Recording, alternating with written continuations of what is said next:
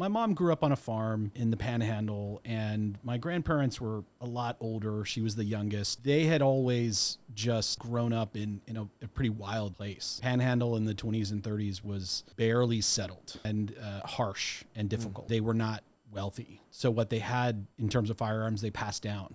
And it was a really big deal to make sure that this El Paso kid for my mom's son was trained properly. And so it was my grandfather that first kind of put a rifle into my hands. And much like you, Ed, I spent a little bit more time with a lot more instruction in the backyard on a tree stump from about 6 years to 8 years. Whenever I visited, all I could do was cycle the bolt and dry fire.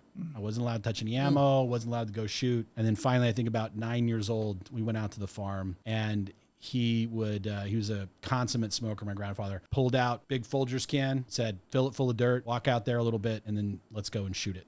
And I did that for years.